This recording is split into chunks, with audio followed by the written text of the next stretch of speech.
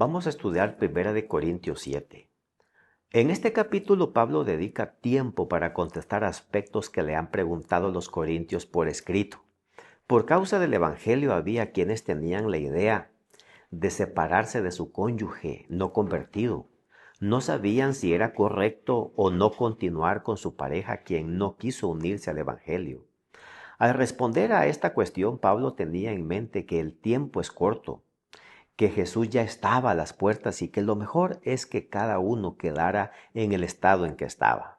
Por eso Pablo dice, bueno le sería al hombre no tocar mujer, es decir, no casarse. Pablo explica más adelante por qué dice esto. Sin embargo, a quienes ya estaban casados les amonesta seguir casados, como estaban, y que cumplan sus deberes conyugales. El marido debe cumplir su deber conyugal con su mujer y lo mismo la mujer con su marido, dicen los versos 2 al 5. Ahora el apóstol dice, yo quisiera más bien que todos los hombres fueran como yo. No se sabe exactamente qué había pasado con la esposa y la familia de Pablo. Se cree que debió haberse casado por el hecho de que él formó parte del Sanedrín antes de su conversión, y para ser un miembro del Sanedrín se debía estar casado. Algunos piensan que ella lo abandonó después que él se convirtiera al Evangelio. Otros piensan que tal vez ya había enviudado, pero por lo visto su experiencia matrimonial no fue de lo mejor. Lo cierto es que Pablo se dedicó a la obra del Evangelio solo, sin esposa. Y en los versos 6 al 9 desea que todos los solteros se quedaran como él, dedicados al celibato para servir a Dios, sin que hubiese un compromiso matrimonial que les estorbase moverse de un lugar a otro como él, para predicar el Evangelio. Pablo no está en contra del matrimonio acá. En otras epístolas vemos que él dedica suficiente espacio para dar consejería matrimonial.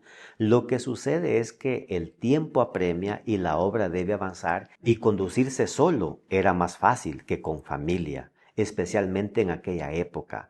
Pero él es claro, pero si no tienen don de continencia, cásense, pues mejor es casarse que estarse quemando.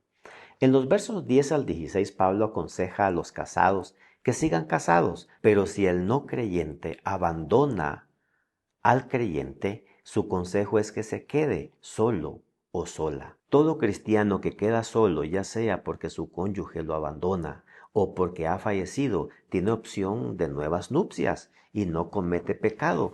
Pero Pablo vuelve a aconsejar, mejor le sería quedarse solo por causa de las dificultades del tiempo presente, dice el verso 16. No sabemos cuáles eran esas dificultades que menciona el apóstol acá, pero él sin duda tenía en mente que el tiempo era ya muy corto y que Jesús estaba por venir en sus días. El resto del capítulo, los versos 17 al 40, Pablo aconseja que cada uno quede como está.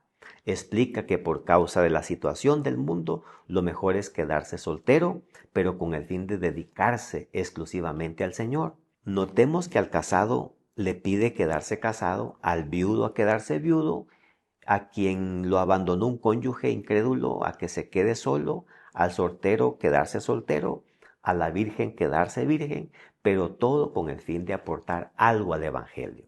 Antes de tomar alguna decisión sobre este asunto, es aconsejable orar mucho y pedir consejo espiritual. Aún el texto de Génesis 2:19 sigue siendo vigente cuando dice no es bueno que el hombre esté solo. El matrimonio en verdad es el lugar más feliz de la tierra, así debe de ser, el símbolo mismo del hogar celestial.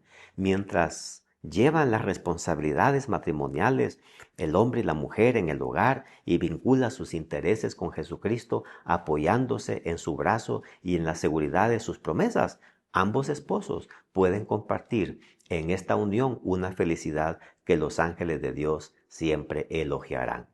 Dios nos permita honrar a Dios con la mejor condición posible, independientemente del estado civil que tengamos. Que pases un hermoso día.